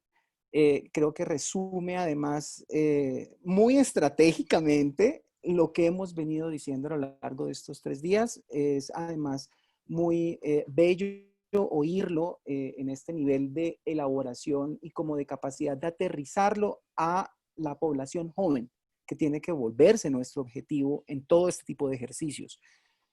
Bueno, con respecto a telesalud. La telesalud es una, es una macroestrategia, ¿sí? Es una macroestrategia de atención en salud. Involucra ciertas perspectivas, involucra ciertas estrategias específicas, ¿sí? Como la telemedicina, la teleorientación, el teleapoyo, ¿sí? O incluso otras herramientas como lo que ahora la OMS viene llamando la E-salud, la M-salud. Y cuando hablan de M-salud es M-salud móvil o la U-salud, la salud ubicua. Si ustedes se ponen, no sé, muy específicamente con el tema suicidio, cada país tiene la capacidad de tener diversas aplicaciones, ¿sí? Pero, qué pena, justo lo abre uno y empieza a pitar. Sí. Pero en Latinoamérica, por ejemplo, hay varias ofertas sobre bots. Los bots son instrumentos que en ocasiones nos permiten algún tipo de interacción, de planear acciones de cuando estoy estresado, ¿sí? Telesalud, como les vengo diciendo, es una estrategia que puede involucrar cualquier tipo de tecnología en telecomunicaciones o internet. Cada país tiene sus reglamentaciones y limitaciones, ¿sí? En Colombia, por ejemplo, en este momento estamos desarrollando un lineamiento en telemedicina aplicada a salud mental, en donde estamos potenciando la atención de psiquiatría, psicología, terapia ocupacional, enfermería especializada en salud mental, trabajo social, etcétera, etcétera, desde contextos institucionales o desde la oferta de servicios de salud, porque el momentum que vivimos en este contexto de pandemia nos obligó a movilizarnos. Por ahí muy bien dicen que no hay mal que no ofrezca algún tipo de necesidad que nos obligue a mejorar las cosas. Y yo creo que la pandemia nos obligó en muchos sentidos a fortalecer esta estrategia en telesalud. Sé que es una respuesta muy vaga, pero es que créanme, es un tema grande. Cada país tiene además sus regulaciones. En el caso colombiano, nosotros sí exigimos que tiene que haber una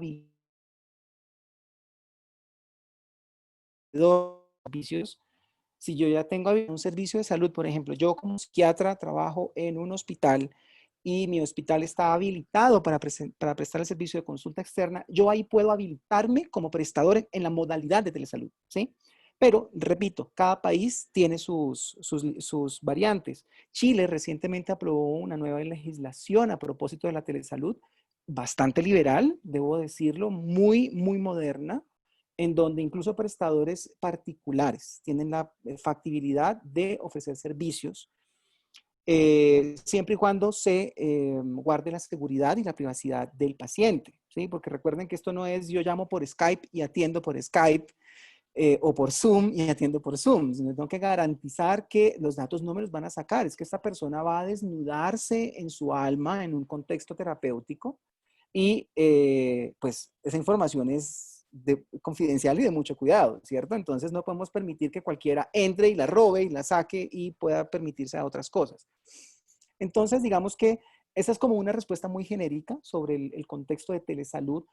Esto no es algo nuevo, la OMS viene procurando que esto se priorice como una estrategia para reducción de brechas en salud. Desde, no sé, desde el 2005, OMS viene muy juiciosamente haciendo múltiples interpelaciones a los Estados miembros justamente para potenciar esta estrategia. Y pues bueno, Latinoamérica está creciendo en el tema, creo que estamos siendo muy juiciosos en nuestra potenciación de esta herramienta. Y pues espero haber contestado esta gran pregunta de una manera concreta. Bueno, muchísimas gracias, Abel. Hay una pregunta que creo que de pronto la puede contestar Lina, y es, ¿qué implica la escucha activa?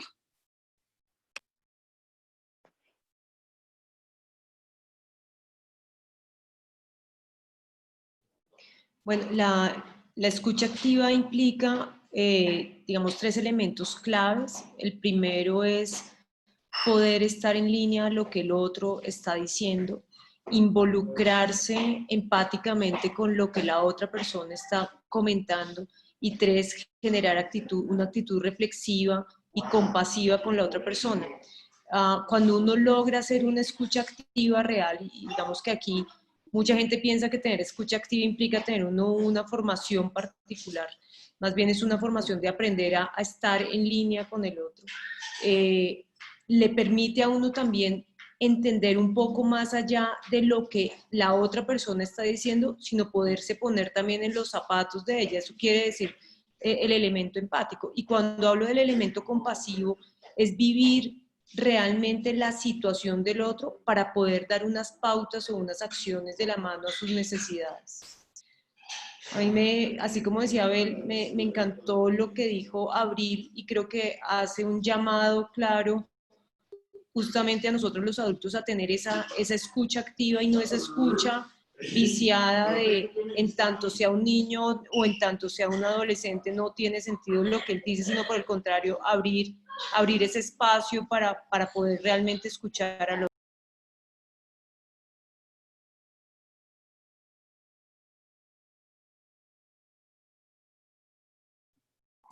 Ya, no sé si terminaste o fue que se te cerró el micrófono. No, terminé porque mis hijos adolescentes están en poca escucha activa. Ok, perfecto. Bueno, muchísimas gracias, Lina. Bueno, tenemos otra pregunta que creo que de pronto no la puede contestar Marta Elena. Dice, habla Marta Elena de la confidencialidad cuando un niño le cuenta que tiene pensamientos suicidas. ¿A qué se refiere con confidencialidad cuando sabemos que no podemos guardar este tema en el secreto profesional? Y hay otra relacionada que dice, en niñas y niños menores de edad es factible guardar el secreto de ideación suicida a sus padres o cuidadores sin caer en responsabilidad legal si se consuma el suicidio. Marta Elena.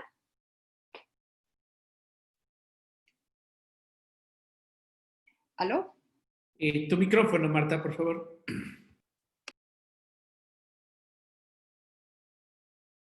Te pongo el reinicio. ¿Ya? ¿Ahora sí te entró? Escuchamos, escuchamos. ¿Me están escuchando? Bueno. La confidencialidad es algo que se debe aclarar previo a, tanto con un chiquito como con el adulto o con cualquier persona con la que uno está. Son 3 condiciones para hacer trabajo de tipo de intervención, tanto educativo como terapéutico, que se llama el secreto, confidencialidad e intimidad. ¿Cómo manejar la información?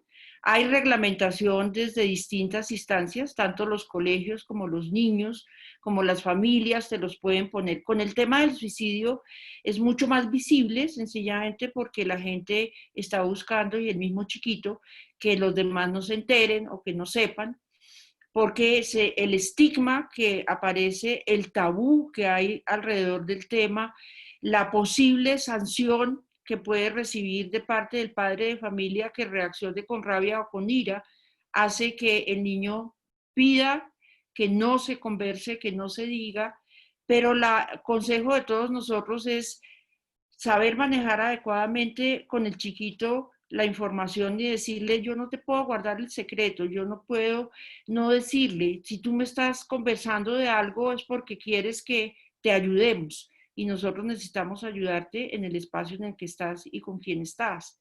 Déjame en un momento dado poder acercarme a aquellas personas, dale tiempo al niño para que el niño entienda qué tan importante es que las personas que viven con él o el adolescente compartan y trabajen, porque solamente hablar con el chiquito, si la problemática viene de colegio o viene de los padres de familia, pues no da una solución inmediata. Esta confidencialidad tiene reglamentación y tiene reglamentación en varios países y son acuerdos que a veces en los entornos donde uno trabaja lo hacen firmar a uno con base de lo que los psicólogos y todos los que estamos en salud mental o en trabajo de salud debemos firmar.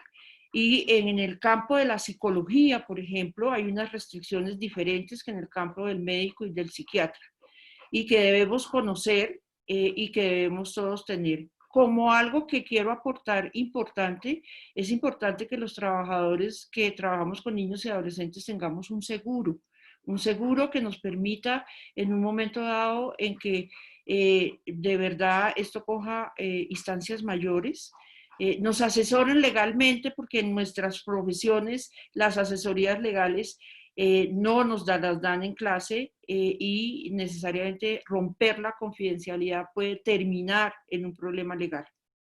Y si uno no conoce, porque pues no estuvo formado o nadie se lo dijo, pues puede irrumpir en un problema delicado. Y mirándolo desde el adolescente que se acerca a uno a hablarle a uno del suicidio, pues no le está solucionando el problema, sino se está volviendo un problema mayor. Ser una persona que trabaja en estas instancias implica tener claro si aceptas o no. Nuestra sugerencia es, cuando te pidan una confidencialidad, busca dentro de ti no aceptarla. Y dile más bien cómo pretendes que yo hable de algo y no lo converse, que tiene que ver con el duelo que estás viviendo de tu perrito, y resulta que ese perrito ya no está y tú estás en casa y necesitas en algún momento, pero ¿qué pasó con el perrito?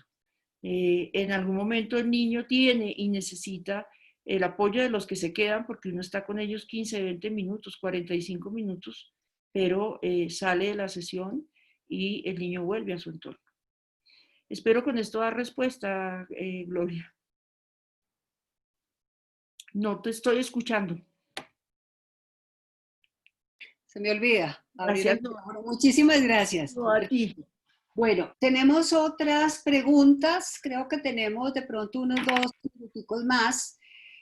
Hay una pregunta que quizá no la pueda contestar Ana María, y es cómo orientar a los familiares que sienten desgaste emocional por el proceso terapéutico que vive su hijo o hija en riesgo suicida. Bueno, pues es muy complejo en varios sentidos, porque en primer lugar tenemos que tener en cuenta que como cuidadores nos tenemos que cuidar.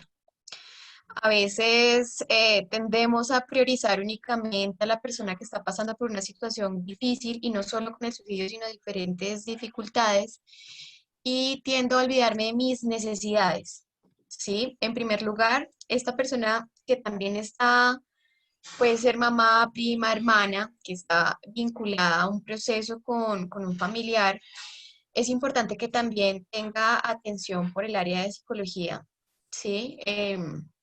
Es una carga que la persona está asumiendo, porque tiene que estar alerta a la otra persona, guiarla, y también es llegar como a los mismos niveles que la otra persona está recibiendo su atención de reconocimiento, de apoyo, también debe tener su red y buscar espacios donde ella pueda, digamos, hablar de este tipo de situaciones. Desconozco si hay grupos para poder dejarlo con un contexto pues, de autoayuda, pero digamos que compartir con comunidades donde estemos pasando por la misma situación es importante porque hay una empatía y una resonancia frente a mis emociones y mis pensamientos. Eso es importante tener como esa red donde todos sabemos por lo que estamos pasando, es interesante y como mamás o como familiares lo podemos hacer. Otro tipo de estrategias que pueden hacer, digamos que si no hay una manera de buscar un tercero o ir a otro lado, es crear estrategias en mi casa para ayudarme o apoyar. Yo soy muy de la tercera generación, me encanta el mindfulness, me encantan las terapias alternativas. Considero que es importantísimo cuidar los pensamientos, importantísimo porque es todo lo que realmente le estoy llevando a mi alma, a mi cuerpo, a mis procesos. Si mis pensamientos son enfermizos, si estoy triste, si estoy apagada o me siento agobiada, eso es lo que yo voy a estarle también proyectando a la persona que está, digamos, en ese momento pasándola difícil. Entonces es vivir muy en el aquí, en el ahora, no estar pensando es que qué pasará en 3 años o qué pasará en 5 días y de pronto me voy y pasa un suicidio, mi hija le pasa. No, tengo que vivir el hoy. Por hoy voy a estar tranquila, voy a respirar, hacer ejercicios de respiración diafragmática, que no es llenar el pecho, sino llenar digamos que es como llenar el estómago, respiraciones profundas donde me llena calma, es darme 10 minutos en la mañana para mí, pensar en temas positivos, jugar con la imaginería, que podríamos hablar un poco también si lo relaciona a la meditación, donde yo pueda traer pensamientos positivos, proyectarme en situaciones como lo que yo decía, poner puntos referentes en qué pasaría si, pero entonces empezar a regular mi emoción en mi imaginación, ¿sí? Atraer ese tipo de pensamientos y sobre todo, pues creo que es, si de primera mano no tengo eso que yo estoy hablando de un grupo de apoyo o un terapeuta, es dedicarse ese tiempo también para ustedes y atraer una emoción y un diálogo diferente a todo el contexto porque tiende toda la familia y todo el mundo a hablar del mismo tema y el mismo tema y hay que desenfocar un poco también yo como familiar y cuidar. Perfecto. Ana María, muchísimas gracias. Hay una última pregunta que pongo también sobre el tapete para ver cuál de los invitados quiere contestarles. ¿Cuáles serían las principales señales del niño con tendencia suicida? ¿Qué lenguaje puede presentar él y cuál sería la alerta para el docente?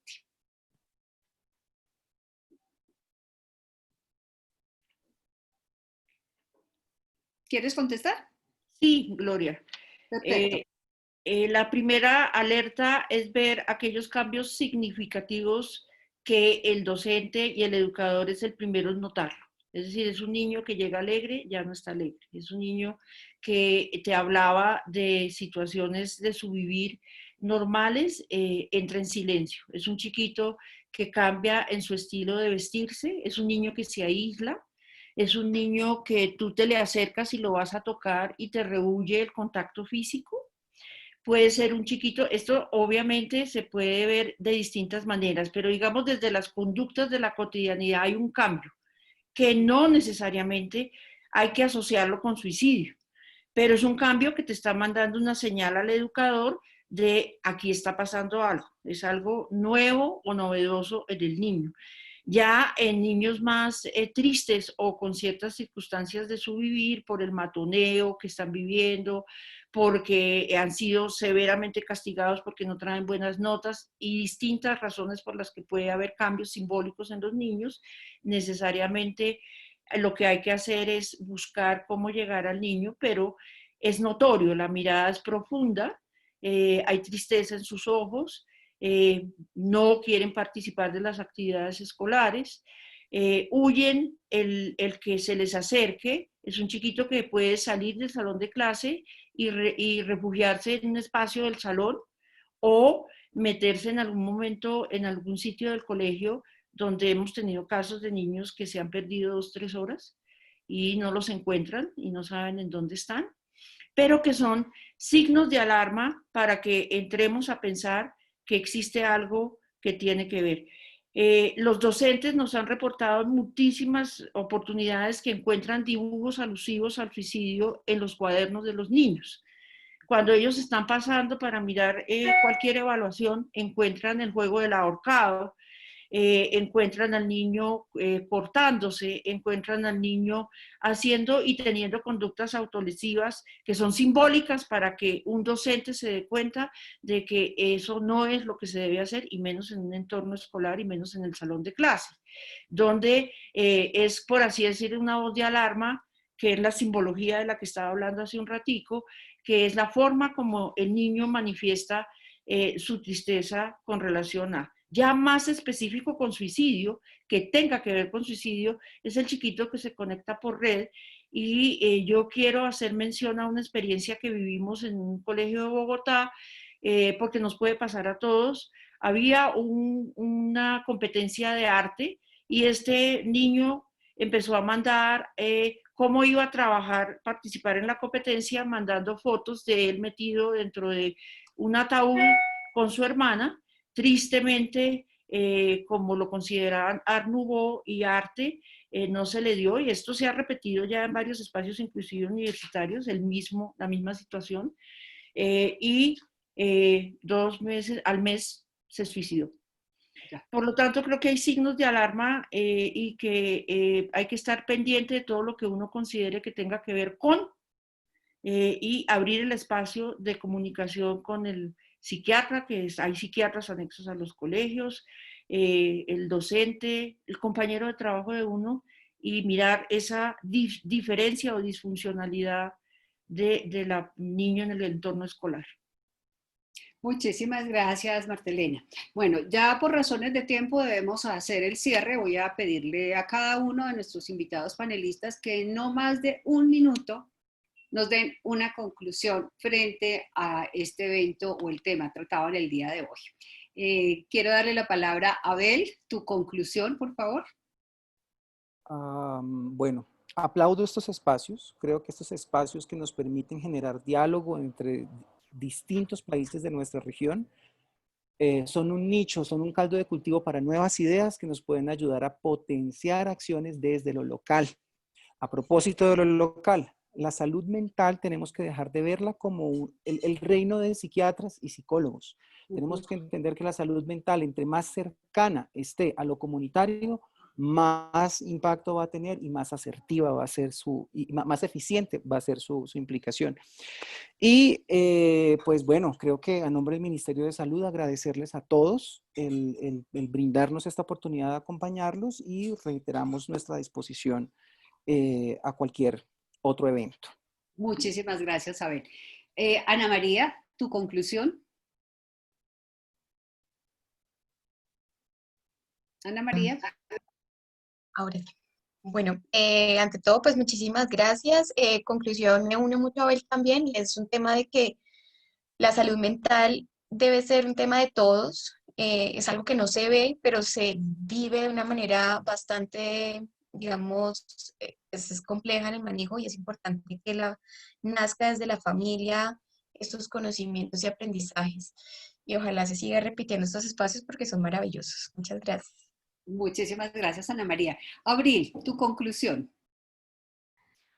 Bueno, primero que nada, agradecer también por el espacio, por la oportunidad de participar, y que estoy feliz de que por fin se esté tratando este tipo de temas y se esté concientizando más día a día, porque es un tema primordial que hay que tratar y está presente en todos lados.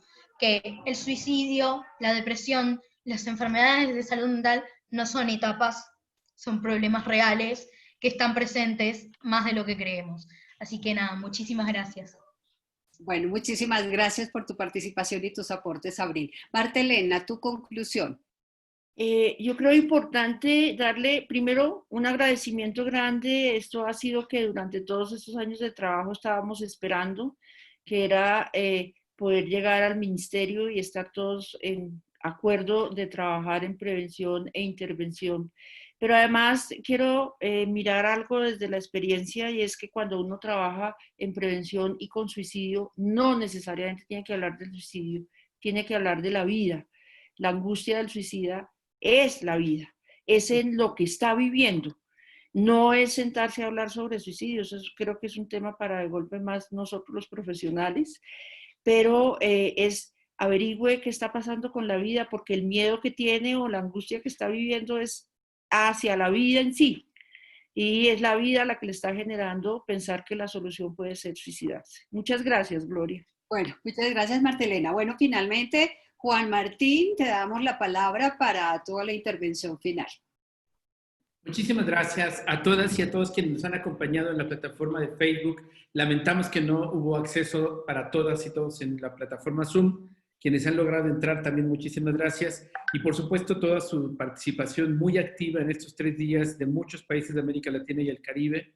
Desde la iniciativa Tejiendo Redes Sin Infancia estamos muy contentos porque precisamente como han apuntado nuestras panelistas y nuestros panelistas expertos, pues de lo que se trata es de hablar del tema. Y creo que además de la tragedia que representa la pandemia de COVID-19, demostramos nuevamente que las personas tenemos capacidad de ser resilientes y precisamente aprovechamos estos espacios virtuales, más allá de la sobredosis de virtualidad, aprovechamos los espacios virtuales para conversar. Y yo especialmente estoy muy contento, lo hemos destacado en muchos espacios, que a través de Niñas Primero hemos logrado dar voz activa, permanente a niñas poderosas como Abril. Muchísimas gracias, Abril, por tu profunda reflexión. Creo que todas las personas que han participado en los distintos webinars a lo largo de estos meses y en los seminarios, nos quedamos con la certeza de que no solamente es necesario y pertinente, sino hay muchísimo saber en niños, niñas y adolescentes, personas jóvenes, y que nuestra cultura adultocéntrica, que ahí está el desafío, tenemos que forzarnos a renunciar a ese privilegio de pensar que sabemos para escuchar más. Me encantó lo que decías, Abril, de que la mejor herramienta para las personas adultas que preguntan ¿cómo le hago? Escuchen, así, sencillo, no cuesta, escuchen. Y nuestras expertas y expertos han insistido mucho en esta necesidad de validar las emociones. Y algo que es muy importante, se ha destacado y sería muy central no perder de vista, es que no hay emociones buenas ni malas. Hace mucho más daño pensar en etiquetarlas. Necesitamos reconocer que todas las emociones nos ayudan a tomar decisiones. Por ejemplo, el enojo me ayuda a saber que tengo que poner límites. Y así, cada una de las emociones que aquí retomo también varios de lo que han planteado, y Abril fue explícita, que teníamos que comenzar a trabajar la salud desde tempranas edades y evitar que el tema del suicidio sea un tabú que en nuestras sociedades latinoamericanas y caribeñas suele ser de doble moral. No hablamos del tema, aun cuando hay alertas, aun cuando sabemos que hay riesgo. Lo mismo nos pasa con la educación sexual. Se vuelve tabú cuando tendríamos que hablarlo y tendríamos que conversar desde temprana edad. Y podemos agregar en el sentido amplio de lo que la Organización Mundial de la Salud plantea, y agregaríamos, por ejemplo, alimentación. Y tenemos que hablar de la alimentación, cómo influye también en nosotros y en la pandemia, en la irritación, y cómo al final tienen efectos bioquímicos en nuestro cuerpo. Y también, por supuesto, de la salud física. Demostradísimo que la actividad física representa una ventaja para la salud mental. Como no podemos movernos mucho por el confinamiento, el 17 de mayo pasado se recordó por Naciones Unidas que la yoga, esta práctica milenaria, no solamente física, sino también de meditación y que nos ayuda a trabajar nuestra estabilidad emocional, es súper poderosa en esta pandemia, porque no tienes que moverte mucho, porque está demostrado por miles de años que funciona y porque además te permite ser bastante integral. Nadie se vuelve yogi de un día a otro, nadie se vuelve budista si alguien tiene preocupación porque es católico o es evangélico. No pasa nada, esto no necesariamente es un tema religioso, es un tema de salud mental. Destaco por último, y me gustaría recordar brevemente a Paul Václavic, un psicólogo de los impulsores de la llamada teoría sistémica, que tiene un libro precioso, bueno, muchos, pero uno que me encanta que tiene que ver con comunicación humana. Y tiene varios, lo que él llama axiomas, que ustedes recordarán el concepto. Es como, voy a hacer una metáfora simple, como preceptos o leyes. Y uno de los axiomas que hace tiempo se colocaba era que todas las personas siempre tomamos la mejor decisión.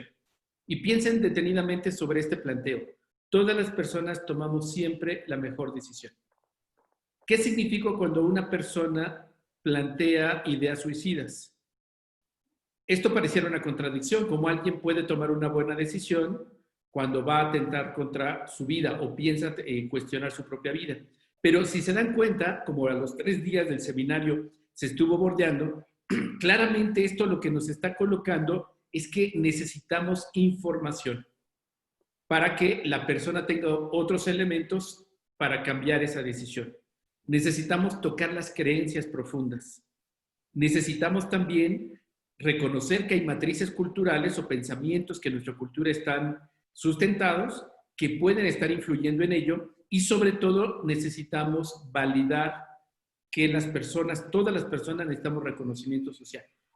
Y eso obviamente nos llevaría, como se ha abordado con mucha profundidad a lo largo de 3 días, que el suicidio se puede prevenir. Y eso significa que niños, niñas y adolescentes participen activamente, que los escuchemos, pero sobre todo buscar que entendamos que la mejor forma de sentirnos mejor todas y todos es que, como se ha insistido, nuestra vida tenga sentido.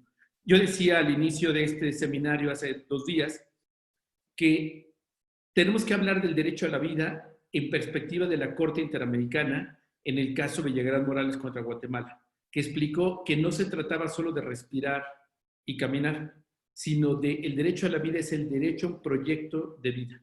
Así es que hablemos, y retomo lo que planteaba recién nuestra colega, no se trata de hablar solo de suicidio y de todos los riesgos y las posibilidades, sino como se ha apuntado, tenemos que hablar de la vida y de la vida en la era COVID, que nos está cambiando y nos está dando nuevos desafíos. Así es que sigamos construyendo y, por supuesto, agradecer a todas y a todos. Cierro con 3 comentarios metodológicos. Las personas que nos han seguido, no se angustien, por favor, quienes se suscribieron a Zoom, aun cuando hayan podido entrar solo una sesión, ya está su registro. Les insistimos que cuiden sus datos personales. En Facebook aparecieron ahí las ligas al formulario, quienes estuvieron ahí. Solo, por favor, sus datos en ese formulario, no en otro. No les vamos a pedir información bancaria ni nada, y nosotros nos regimos por leyes, en este caso mexicanas, de protección de datos personales. No van a ser usados ni distribuidos para otra cosa más que para los seminarios y actividades de Niñez Primero. Por último, les agradecemos que se mantengan en estos diálogos. Estamos en este mismo horario, 11 de la mañana Ciudad de México, Colombia, 12 del día en La Paz, 1 de la tarde Cono Sur, Chile, Argentina, y estamos manteniendo diálogos con adolescentes, con expertas, expertos, y seguiremos conversando con ellos. Así es que, por último, invitarles a que sigamos tejiendo redes a favor de la infancia. No hay otra mejor forma de hacerlo en este contexto que asumiendo que es responsabilidad de todas y de todos. Y especialmente, muchísimas gracias, Abril, por tu gran aporte. Gracias, Marta, Abel, Ana María. Por ahí andaba Lucía, si ya no le cambié. Me falta alguien más. Disculpa que ya no estoy mencionando. Ana María. Ana María, sí. Muchísimas gracias por todas, a todas y todos, y especialmente a nuestra querida Gloria, que ha sido la organizadora de este seminario excelente y que pues ha permitido que sea una muy buena experiencia para todas y todos. Muchísimas gracias. Y pues no sé, Gloria, también si hay algún otro anuncio final. Vero, Christopher, gracias, que están atrás. No se ven, pero son nuestros colegas del equipo internacional que nos permiten tener este maravilloso espacio. Ya, hasta aquí. Gloria, nuevamente, reiterar nuestros agradecimientos a cada uno de los expertos invitados en el día de hoy, obviamente a Juan Martín también por todo este liderazgo de Tejiendo Redes Infancia en América Latina y el Caribe, y a todo nuestro equipo de apoyo de México y Colombia. Muchísimas gracias, que tengan un buen día y los esperamos para los siguientes webinars que estaremos anunciando con prontitud. Muchas gracias. Nos vamos con una cortinilla y muchísimas gracias. Cuídense.